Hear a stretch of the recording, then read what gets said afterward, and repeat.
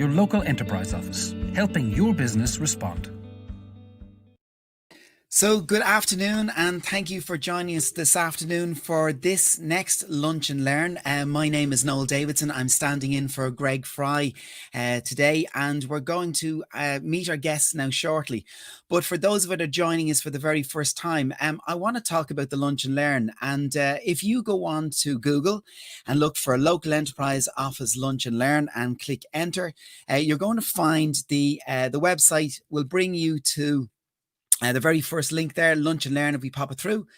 Over the last couple of months, Greg and the team from the local enterprise offices and Enterprise Ireland have been running a series of Lunch and Learns every single week. And there are some fantastic guests, some great nuggets of information. And we would urge everybody to look back and delve in.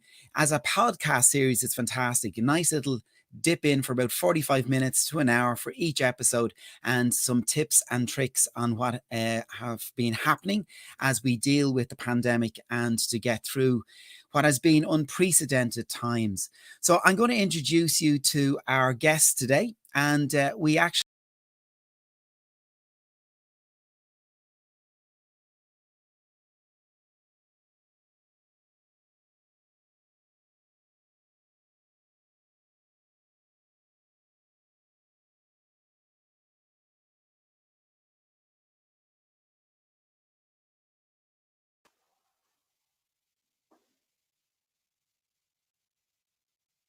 us, and we have Carol Cousins as well, who are going to join us, and we're going to be talking about mentoring. So Greg, you're very welcome. How are you? Hi, Noel. Yeah, good to see you, and good afternoon. Yeah, and Carol, you're representing one of the many mentors in the country that are working with the local enterprise offices and providing support. So you're very welcome. Thanks for joining. Thanks, Noel. Thanks for having me. So I had the website there locked and loaded, and I was talking about the mentoring and the supports. If I throw it up here on the screen there, Greg, just for 1 second. So this is your own local enterprise office website. So you're here as head of enterprise for Dublin City. So the formula for anyone in the country is localenterprise.ie/ and your county. And then there's a menu bar at the top. If I go click start and grow your business, it brings you down then to mentoring and business advice. And I can see here there's free business advice clinics, 3-hour business mentoring, 6 hours business mentoring. So Greg, really, what is mentoring? If someone's to ask you, what is mentoring and how do I avail of it? Yeah, well, I suppose, Noel, the first thing to say about mentoring is, and the local enterprise office, I mean, I'm a champion of the mentoring service that's provided through the local enterprise offices. And I always say that in my opinion, the mentoring is the best service that we provide to any business that is starting or growing or just trying to work through a problem. So I would be sort of a total champion of our mentoring. And just to say, Carol is representing the other mentors, and there's over 400 mentors in the network that are there to help and provide advice for entrepreneurs. So I suppose if I was to sum it up, right, and I hate using cliches, but this is really appropriate for this one. A problem shared is a problem halved. I'm sure you've heard of that one, Noel. And I'd even add opportunity into that. So it really is one of these things that if you go and talk to someone about what you're doing with your business, you're sort of going to really get value in terms of exploring the issues. And I think that's a really important way of describing it. So that's my summary of my quickest summary of what it's all about. And it's one of these things that often hits me, Greg, that, when you're asked as an individual, as a person, who you look up to in life, we often think of a parent, we often think of somebody that was close to us, that kind of took us under our wing. But we don't think of that as mentoring from a business point of view. A mentor does exactly the same thing, isn't it? They offer guidance, they offer help and support when we actually really most need it. Yeah, and that's really what it is. It's sort of like somebody that you trust, somebody that when you talk to them, they're going to sort of say something that will spur you on, that gets you thinking. I would have thought that, I think the confidentiality aspect of the program is really important to highlight, because, someone comes to their local enterprise office. It's like you're saying, a parent or a friend, or, someone who you look up to. I think, the Leo office will actually go through a rigorous process to select our mentors. And we also then manage that program. So when you get a mentor, you can be reassured that they have gone through a certain amount of protocol training, and ensuring that they're going to deliver a service with through correct sort of platform of a way of actually exploring business. And I think they also bring expertise, they bring skills, and they also have networks that they can tap into, people that they know, or people in the business community that they can actually link people with to solve problems or take opportunities. As I said, it's not just problems, it's opportunities as well. So you very kindly have given us a couple of things here on the role of mentoring, and we'll be bringing Carol in, who'll be expanding on these. So you've put in a couple of areas there. So they listen, they advise, and they provide direction. So one of the other things there is how do we access a mentor? So I showed the website there, but that's obviously the first port of call. But how do I decide on what mentors for me, or is it decided for me?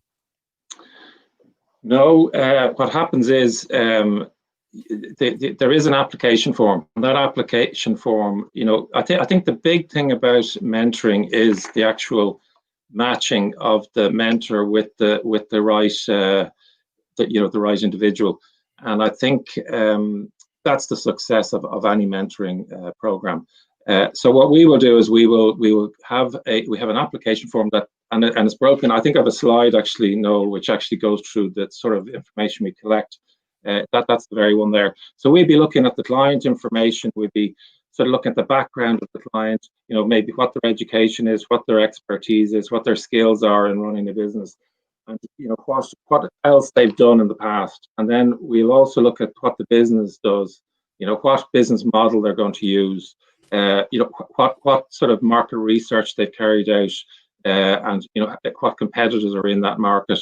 And we will look at that, and then we'll also, which I always think is the critical part on the form, is what are your mentoring requirements?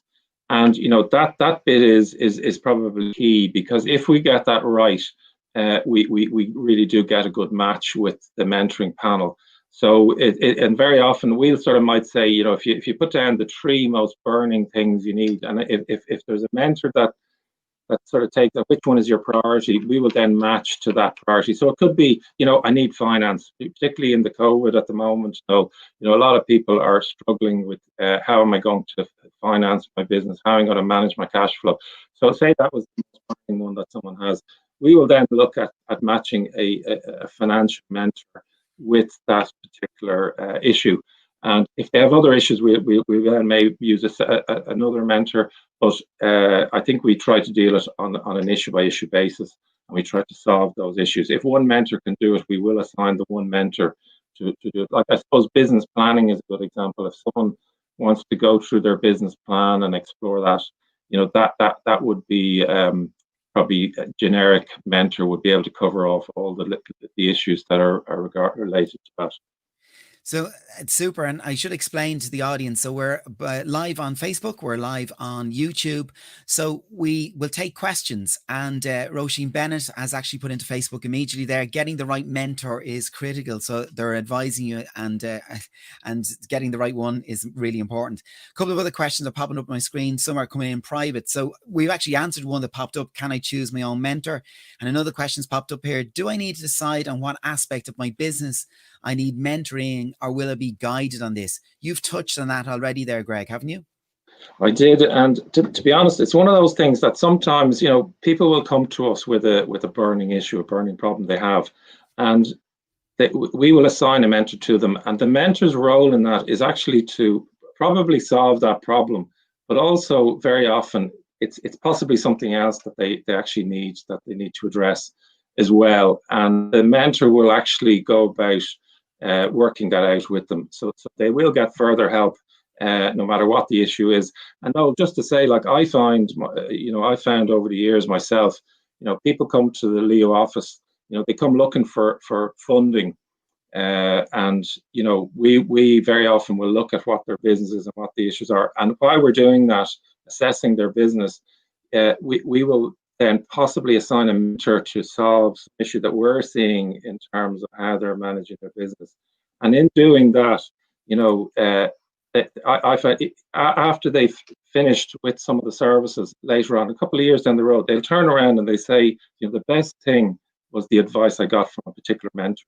That's what made the difference. That was the bit that changed how I was running the business and how I managed to get where I was successfully. So it can be just that type of a catalyst that changes everything for a person who's running a business or starting a business. Yeah, so another direct message in there, can I choose my own mentor? I think that has been asked again because somebody might know somebody that they'd like to work with, but they have to be on the panel with the local enterprise offices, isn't that right? They do. We have a panel in Dublin City, for example. We've got 35 on our panel, experts, but across the country there are 400, and we can tap into some of those as well. And there are further mentors on the Enterprise Ireland panel. However, we do tend to use our own panel of mentors. So we tend to have the panel. I know in our case we do assign the mentors on a rota basis. It's the way we have to do it. But I think other regions have a bit of scope to maybe take on board if a client is looking for a particular individual. And when we talk about what mentoring is involved, so I know you have different time options. So there's a 3-hour, 6-hour, 10-hour, and then the business advice clinic. So there's something for everyone there, depending on their needs and their time availability, isn't there? There is, and in our particular case, and most of the Leos have the business advice clinic. We will recommend that it's a group session. It's like about 15 entrepreneurs who are starting a business or who wants to know more about what's available to them. We will send them to the business advice clinic because it gives them more focus about what services are there, what particular supports they really need. And then that helps us then to make sure we get a better match, be it a 3-hour assignment, 6-hour assignment, or a 10-hour assignment. And because it can be a bigger issue if we were doing a 10-hour assignment, or just maybe a single issue of, I don't know, it could be like locating premises, or looking at how you're going to set up, where you're going to set up your business, or again going back to maybe getting sales, or whatever those issues are. It could be broken down into the relevant time slot. And I notice on quite a lot of the local enterprise office websites, and when we talk about business advice clinic, Brexit has come up, and there are business and finance and Brexit and exporting and staffing. They all have different teams, isn't that right, Greg? They do, and at the moment Brexit is coming back on the table big time, and I know we see it in the press lately, particularly with what's going on over in London at the moment. And I think it is a worrying time for people in business, apart from the fact that we're also dealing with COVID, which is very worrying for everybody. It's like a double whammy, but we are lining up. We have Brexit mentors in place. We have services to deal with Brexit. We're doing customs training. Anyone who hasn't done the customs training should look at signing up in their local enterprise office. You'll find if they're not there will be customs training available, and that will help people to get organised if hopefully not such a hard border were to come into place, and we end up with tariffs and that sort of thing. But it is a worrying time, no. For business, and I do think again, the mentors can help to at least face up to what those issues are and do something about what people are facing. Yeah, and I think that analogy of that strong parent, or that person that takes over your wing, we understand that analogy. It's the same for business as well, I think. So we see quick one in there from Audrey Roach. So are the mentors specific to a particular industry? So well-being, for instance, and that's a lovely little segue actually to bring in Carol. So I'm going to bring in an actual mentor, Carol Cousin. So Carol, you might introduce yourself and describe how you got into mentoring and what area, taking Audrey's area, is there an area of specific expertise that you specialize in? Well, my background, Noel, is in marketing, and I suppose more recently very much focused on the digital marketing area. But I would work on marketing strategy, business strategy, all of those kind of areas. So I have also had my own business for quite a long time, and I operate as a mentor and also as a consultant to other companies. And so I suppose in terms of the question, most mentors wouldn't be industry specific. There are some mentors that have quite a lot of experience in a particular area, but I wouldn't be sector specific as such. I would have worked a lot with wellness companies, particularly over the last 4 or 5 months or whatever, where some have had to move, completely from in person to looking at all the different online alternatives. So, and that can certainly be something you put in your application form. So, as Greg said, I follow the process. I've made an application in, and Carol, you're assigned to me. So, what would I expect from a typical mentoring session or intervention? So, could you give me a little walkthrough of Sure. a session or what a series of sessions would look like?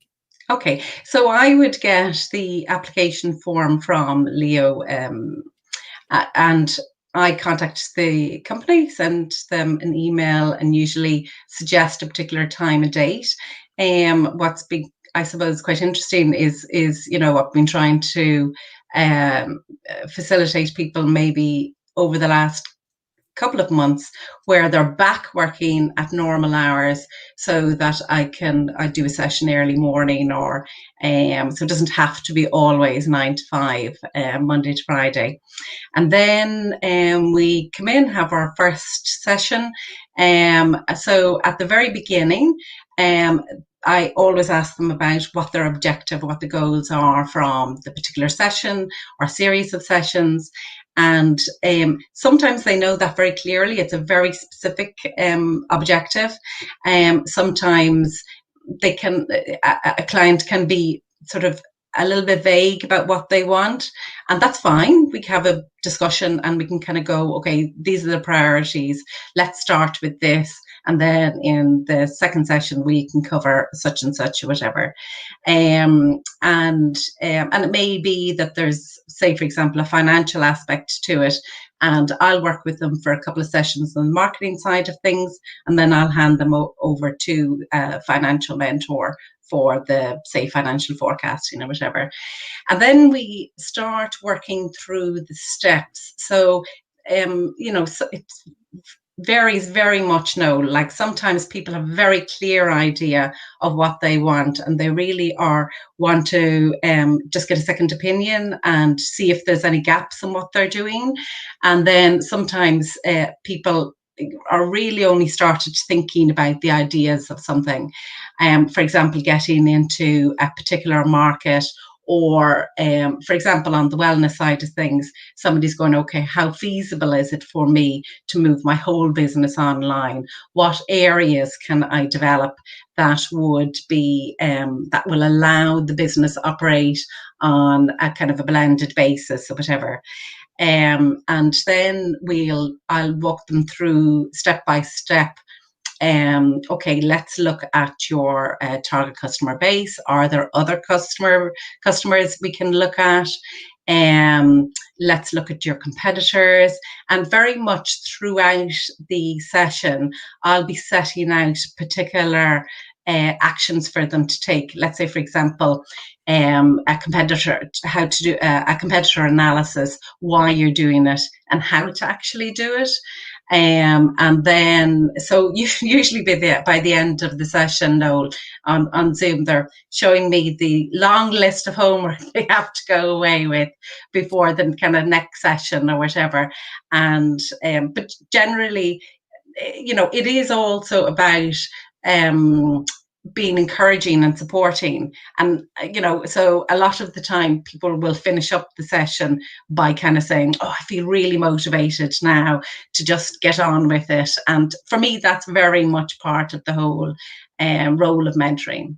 Do you know, that's something I've just picked up on. And because, look, I'm like anyone else. I'm great at doing these lists. I must do this, I must do that. And it's like I give myself homework.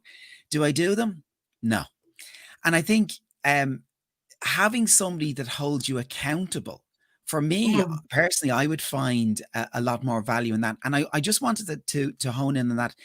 That is something that a mentor does and does really well, isn't it? So as well as identifying a structure of set little steps and goals, you kind of hold the person accountable, don't you? Oh, completely. So usually at the end of the session, we'll actually set the date for the next session. So we'll talk through, okay, how long do you think it's going to take to do your competitor research, to start completing your marketing plan, or whatever it is that needs to be carried out. And, say it's 3 weeks' time, then we sort of set a date for that session, which of course is flexible. But everybody always says, no, give me a date. If you don't give me a date, I'll get caught up in the general workings of the business and won't do it. So, I always say to them, email me as you're kind of going through these actions, or pick up the phone or whatever. Don't get stuck as you're doing it, so that by the time we've come to the next session, they've completed, all or most of those. And it just feels that there's very much a kind of forward momentum. And so that, by the time the second session and the third session has taken place, they've achieved their goals. They've achieved what they came into the mentoring to do. That's super. So the questions are coming thick and fast. I'm going to bring Greg in on this one as well, so you can both start take these together. So a question into the via the Local Enterprise Office Facebook page. How long do you get a mentor for? I might take that one, Noel. Basically, I think we put up a slide there a minute ago, and it showed 3 hours, 6 hours, 10 hours. So again, it's part of the assessment as to what the project is and how much mentoring is needed. Now, they can apply again if there's another issue materializes or there's still work to do. We will assign another session, but generally we try to keep them within those sort of sessions. Yeah, so there's 3, a 6, and a 10-hour, and there's business advice clinic. So there's different options. Is really where you're saying on that one. That's super. Yeah. Now, I'm smiling at this one because they've come in privately. They haven't put their name to it, so confidentiality is what they're asking. They're asking about, is confidentiality assured? And I think, Greg, you mentioned earlier on, so I'm going to put that to both of you. You might discuss the really important part of confidentiality and why it's such a vital part of the whole process. Well, maybe I'll start, Greg, with that. I do think that it's so important that, a client comes in, and this happened very much at the very beginning of the lockdown, where people were quite upset and anxious. And so they're coming in and to a mentoring session, and it's really important that they feel they can be completely open about their worries and their challenges. And so it's not something they have to hide, or they have to kind of pretend everything's great. I think that confidentiality piece is just really important, and people won't open up about the challenges they have, or won't open up about their plans for for expanding, if they can feel there was any kind of confidentiality issues. So it is the crux of mentoring. Yeah, I might come in there, Noel, as well, just to say, the confidentiality is probably the key, as Carol is saying there. And we get a contract signed that that actually enforces the confidentiality. It's an agreement between ourselves and the mentor. And in fact, we don't even get that information, like what goes on in the mentoring room. We will not know unless the mentor talks to the client and says, look, I think we should share that with them. And if they do that, they do it with permission, and it's only with permission, because it could be that something does need further assistance to break a deadlock of some sort. That's a problem, but they won't do that without the client's permission. And I think that's really so important, that people go in and know that what goes on in the mentoring room stays in the mentoring room.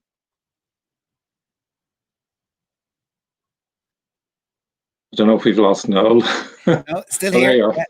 So I was popping up a question there for you. Audrey Roach has asked, is there a cost? Now, this one, there was a cost before the COVID crisis. Certainly we were charging, and it was a nominal amount, to be fair. So there is no charge for mentoring across the network at the moment.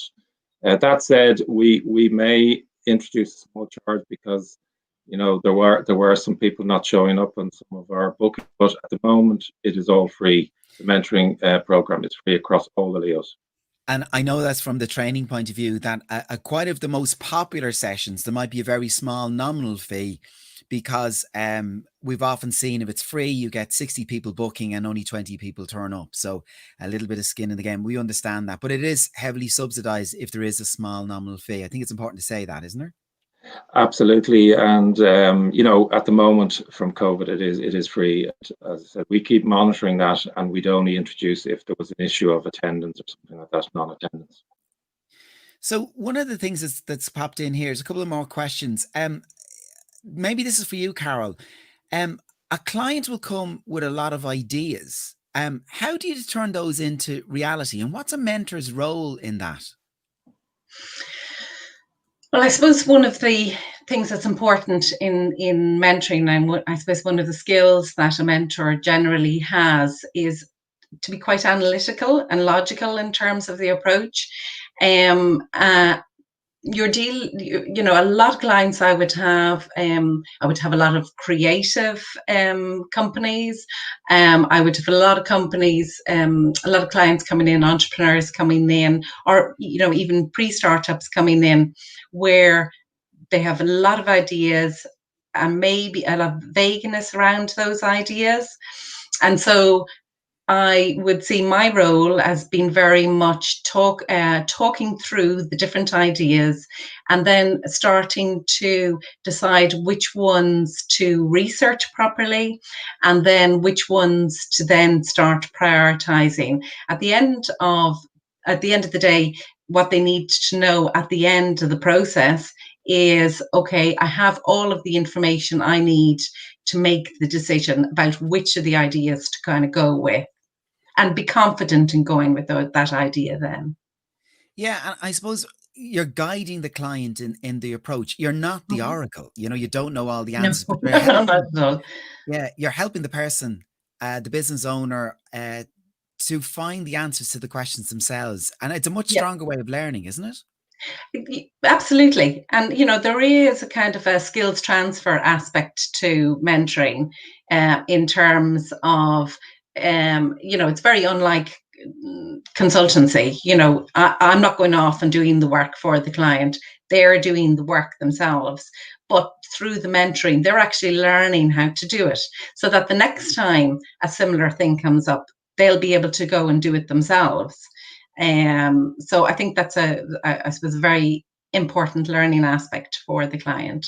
No, it's super. I'm going to bring Greg back in here because we have Alfie Cox, who has popped in. Delighted that you're highlighting the confidentiality of the mentoring! Exclamation, exclamation. And you're absolutely right. It is such an important part of it, isn't it?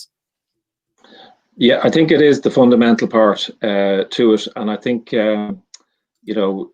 we do need to emphasize that, because again, people are nervous. And I think, just adding to what Carol was talking about, that idea, that we do see people coming in with, and they've got so many things they have to do. I think the mentor helps them to sort of make sense of all the things they're trying to do and give them more focus, because they sometimes can't do everything.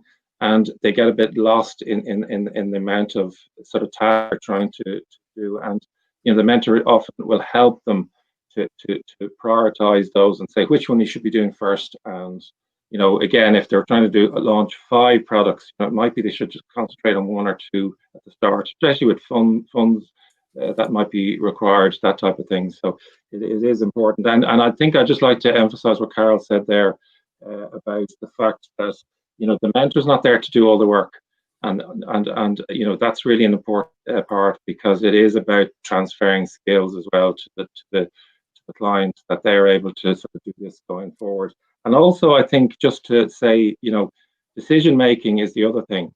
So the decision lies with the client, because it's their business and they're going to make the decisions. What the mentor does is just helps them to arrive at what decisions they're going to take.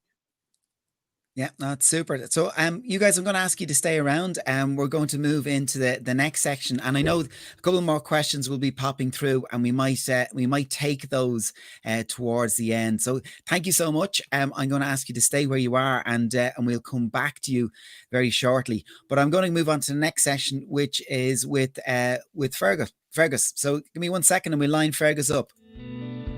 Your local enterprise office, helping your business respond.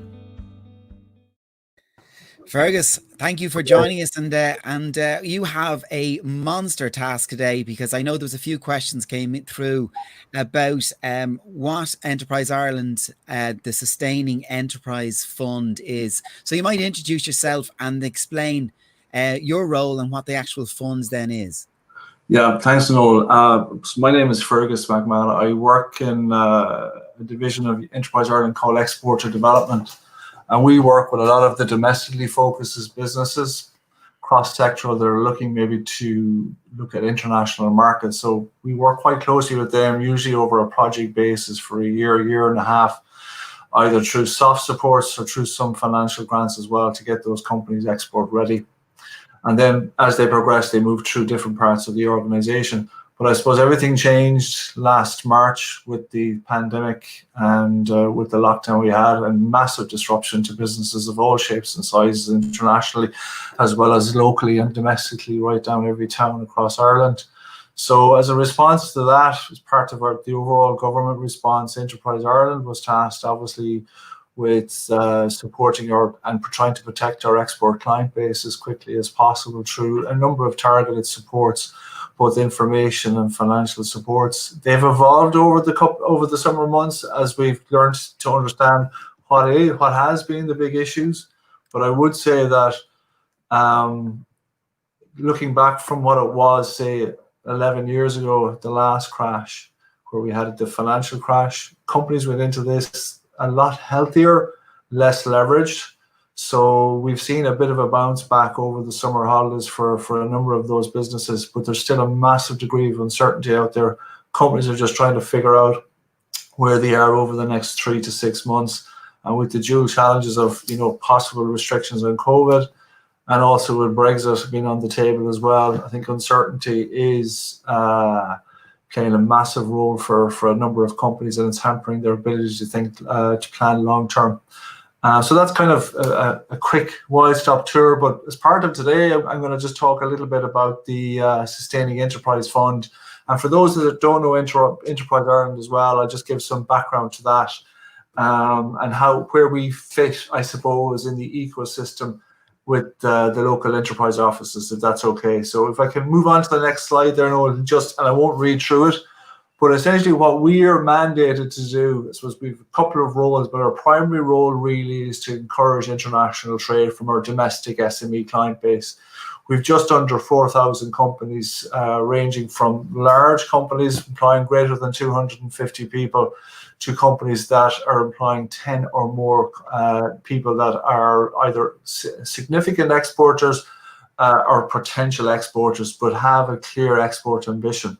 And I suppose the key supports that we would be known for, I suppose on one side, we're also responsible for the startup, a lot of the seed and venture capital for a lot of our high potential startups. That's a specific area of our organization that we've been in place for over the last 12 years. Those companies were particularly impacted by COVID, And I'll talk very, very briefly about some of the responses we've done for those. But we're also very much working on protecting our existing exporters, the smaller exporters in particular that were vulnerable. Again, I just won't cover over old ground. If we go on to the next slide, I can just kind of talk to people about kind of the 3 kind of key supports that we've developed. There are a number of other supports, but these are the ones that were launched last April as a response to COVID. And one was the Financial Business Planning Grant. The second one was the Sustaining Enterprise Fund, also known as the SEF, if you hear that acronym. And then the final one, which is the Sustaining Enterprise Fund for Small Enterprise. And I'll explain what that means. I think one of the things I would say when those products were developed, we probably should have spent more time on naming them correctly. But look, I'll go on to the next one. I'll explain what the Financial Planning Grant is. So this is one that we launched really, and this was to address companies getting an assessment of where their business is today in light of COVID, and understanding what are the financial implications of COVID on their business, and what is the roadmap out of that. A lot of companies, obviously this would come as a total surprise. Companies spend an awful lot of time just trying to get payments in, trying to manage their creditors. This is I suppose a grant there to bring a business planning expert in there to really look at what the roadmap would be. It's very, very financial orientated. It's one of the needs that we've identified right across our client base.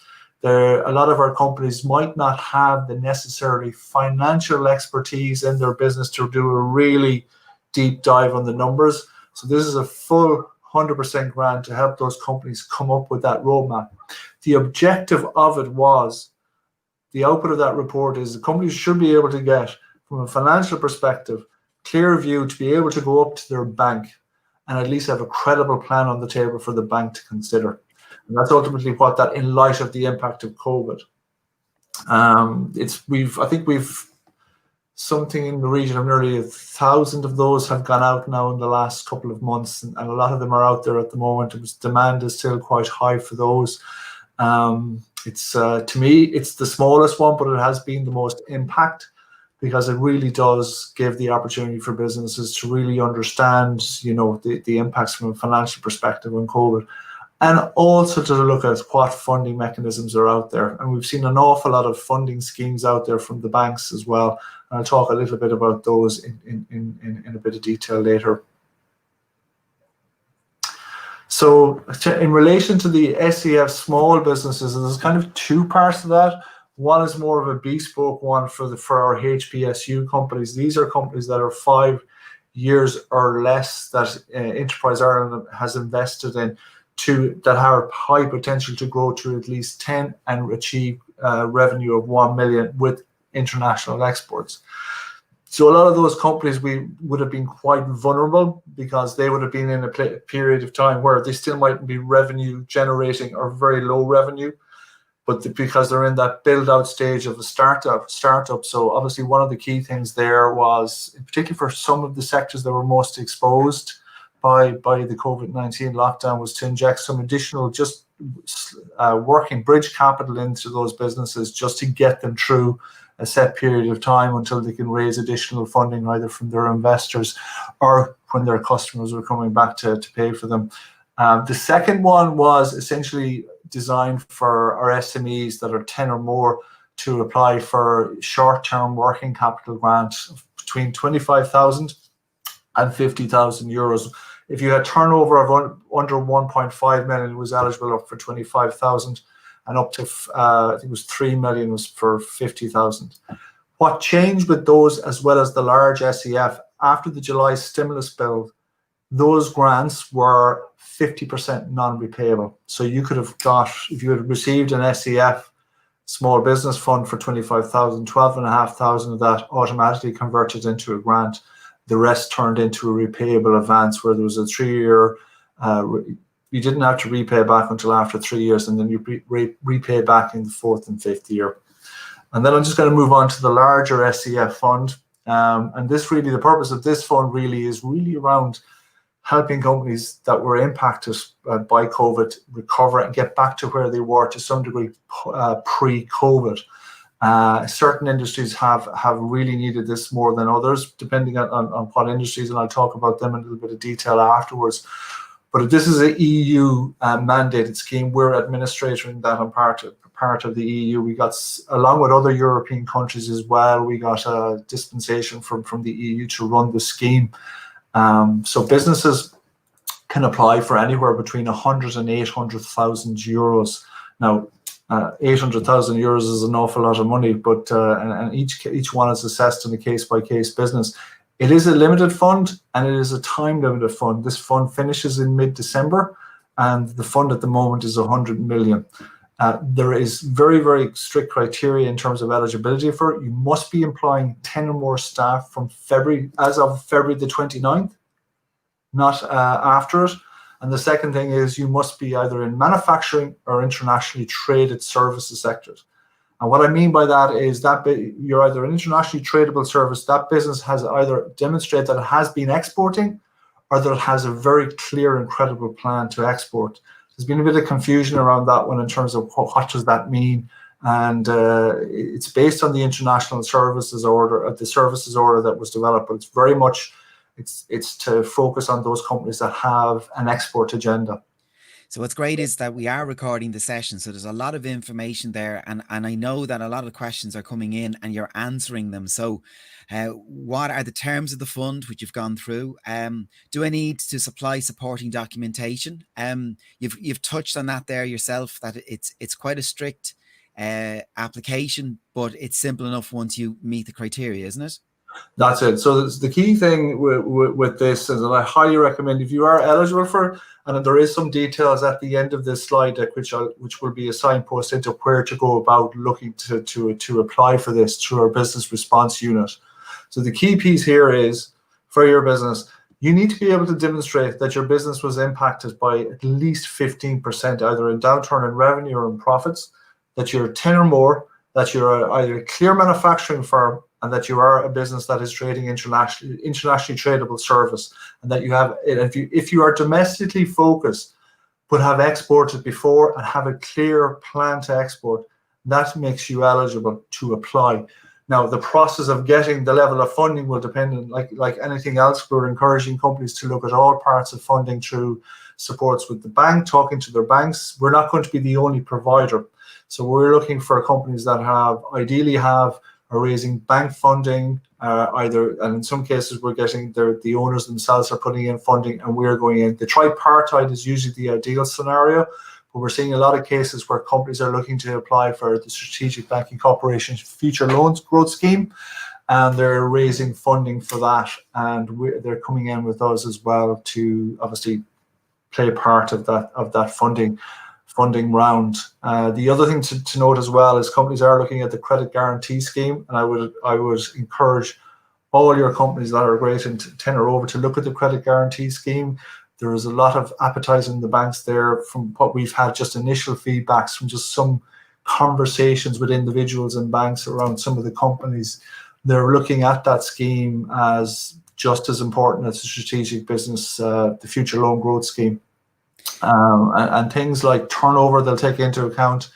So the wage, salary, the longevity of the business, its trading history. So standard criteria that will apply for that. But it is 80% guaranteed by the state. So there is a lot of appetite for that. So one of the questions there popped through there from Tula has said, can we see a full record of it there? So there it is, popping it through. And we're delighted actually that we are recording this session. There's a lot of information in it, and I will show at the end where you'll access a recording of this. So thank you for that, Fergus. Moving on that. So your experience of the last 5 months, just before you go through that, I see another couple of questions pop up. Can I decide the amount I need to borrow, or is it determined for me? John is asking that. So that's a really good question by John. I think the key thing, John, what we're recommending any of the companies that are eligible to apply is go and get the business financial planning grant. That will give you the real insight into where this business needs to either get back to recovery and either flip the business model to actually take advantage of some of the upside of what will come out of post-COVID. So we're seeing lots of businesses pivot Huge amount of companies around the, I suppose, related to tourism, be it travel technology, be it anybody supplying into that industry, really looking to pivot. Same any type of business, be it from software to services, looking at pivoting around how international events will change. So they're looking at that as an opportunity, but to invest in their business to grow out of that. We're seeing other companies use the funding to, some of their supply chain has been severely disrupted. So they're looking to source new materials or get some future proofing on that. So they're looking for that additional working capital. So they're utilizing their bank funding, their own funding, and utilizing part of us, our funding as well to do that. A lot of our larger exporters. So I would start with the business financial planning grant, understand what you really need, and then that actually would give you in a better position than just going in.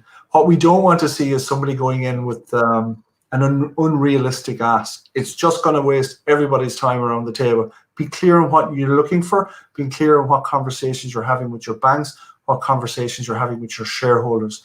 The clarity makes it a lot simpler, because then it stops everybody going around in circles. So that's the one advice I would give from the start. And we've said that to them. It saved everybody a lot of time.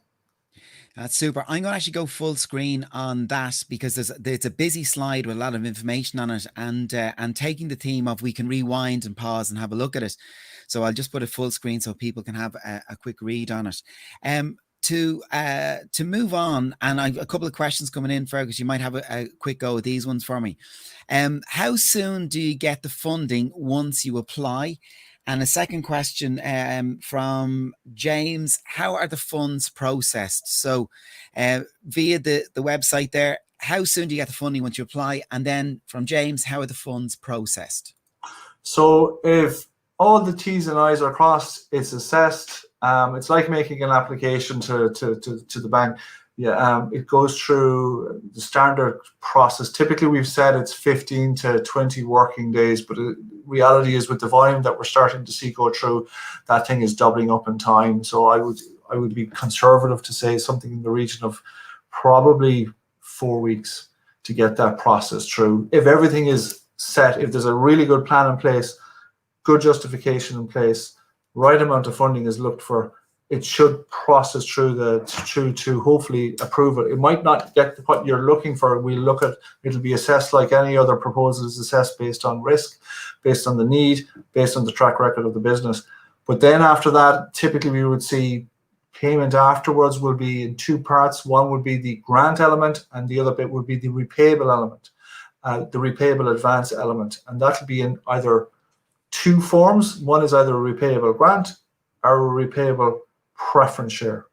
I'm not going to go into the details of those now, but essentially what it means is you'll get that usually at the same time. Typically, once a letter of offer is signed, you should be paid within 10 working days. That's super. So to highlight the final slide there, all the information that you say is available on the Enterprise Ireland website. It's on the ticker tape along the bottom. We've put it up on the thing, and I'll go up live into it now in 2 seconds, and we'll just go through and show where it is. But to sum up there, you've said the applications are evaluated based on 4 key points: demonstration of need and funding, review of the sustainability project plan, the company financials, and then the return to the Irish economy. I think that sums it up, Fergus, doesn't it?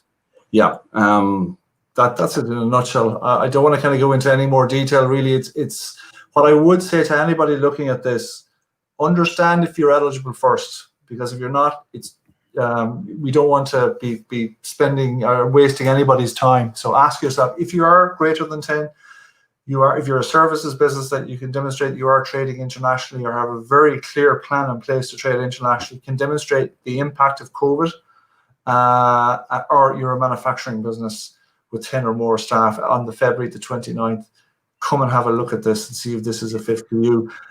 What we are seeing, and I'll just give you some anecdotal information just to your clients there, we're seeing a number of, I suppose, across probably 14 key sectors. Obviously, tourism and anything related to retail have been badly affected. We have seen manufacturing was significantly affected just for a short term, but we're seeing that really come back strongly, particularly as companies fill out order books. We saw a large bounce in manufacturing throughout the summer, both in discretionary and non-discretionary manufactured items. So things, for example, furniture bounced right back. People were investing in new kitchens in the summer, which is unheard of before. But we're not sure what the long-term impact will that be. Is it paying now to borrow for something later in the future? We're not sure what that is. So that uncertainty is there. Some industries have done extremely well. Anybody in the digital industry that's related to advertising, related to providing services to companies that were affected by COVID have done quite well. We've seen anybody that's in the digital transformation field have done quite well. We've seen a lot of businesses really look at pivoting their models. You've seen some of your mentors today as companies transition from a real world to, a hybrid model where they might have done on-site training. They're now training over the net and trying to figure out models. There is a lot of stuff to take in, but there's longer term.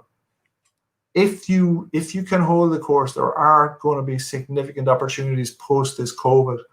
And I will quote a CEO, what they did say in terms of what they lost during the 3 months of lockdown.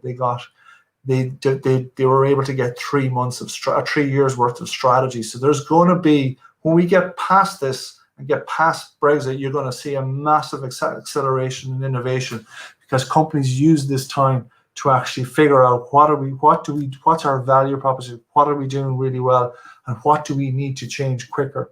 And it's anecdotally, even just our own organization, the fact that we've transitioned to completely digital without missing a beat. We've got people now more used to using these tools that might have not used them before. But as a business owner, there's a huge opportunities to increase productivity from your teams going forward over the next 4 to 5 years. So there are things you want to think about as well when you are looking at your business plan long term. Thank you very much, Fergus. It's a really tough, in such a short time, it's a tough subject matter to get across because it can be very intricate, but I really appreciate what you've done, and I think that all our viewers do, and I would urge everybody there to go back over the recording. One of the questions was, where do you access the recording? If you actually stay on the page, so if you're looking at us on Facebook, it will automatically be there. Afterwards, you can rewind it back. If you're on YouTube, it'll play back on the channel.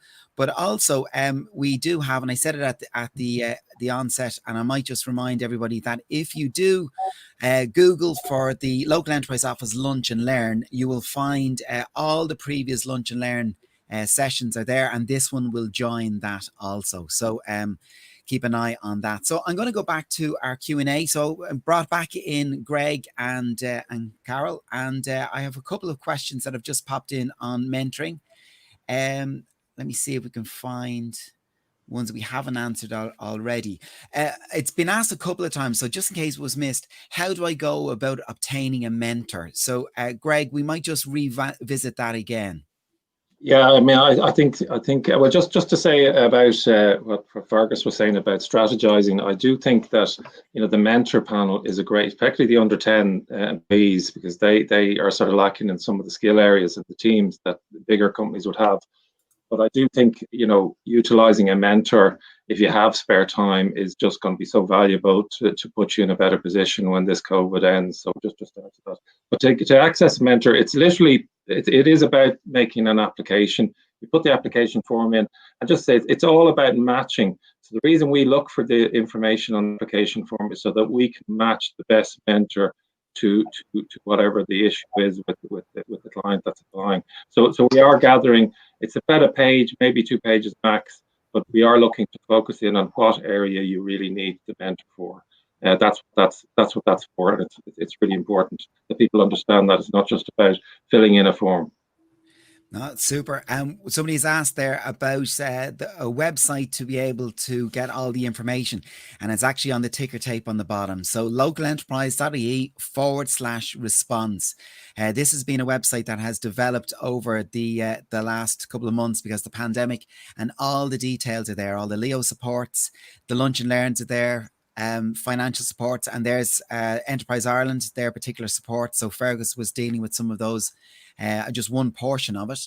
There is information for employers, self-employed, general business supports, and online business resources as well. So we're just coming up to 1:55, and I wanted to thank everybody for taking the time out to during their lunchtime to visit us here in the Lunch and Learn. We hope that it was of value. One of the things that Fergus touched on, Carol and Greg mentioned, was this will pass. We forget that when you're in the middle of it, it is quite difficult to see that light at the end of the tunnel, and it keeps getting a little bit further away. But I think it's important that now is the time to do the planning and the pivoting and the changing for when those opportunities do come back. So it's fantastic, and thank you very much. So a couple of things that are popping up on the screen there. So via the Facebook page, all local enterprise office training and financial supports are found at the localenterprise.ie/response. So you'll see that after the session is finished. You can have a quick look there. And then the other one then is the details of the Enterprise Ireland Sustaining Funds can be found here. So all the links are available online via the Facebook pages. So all I want to say is thank you very much to Greg, to Carol, and to Fergus for joining us this morning, and for giving up your time and for expertly going through these areas that are of real interest to the viewers today. So thank you very, very much indeed. On a personal note, I'm keeping this seat warm for a very good friend who is, we're hoping, going to get well and come back soon. So to Greg, I'm keeping the seat warm, and thank you for all you've been doing the last couple of months, and get well soon, and we hope to see you. Thank you very much to everybody, and we will see you next Thursday, hopefully, for the next Lunch and Learn. Keep an eye on the Twitter accounts, the Local Enterprise Office Facebook pages, and the various websites. Thank you very much. Slán. Find out how your local enterprise office can help your business respond. Visit localenterprise.ie/response.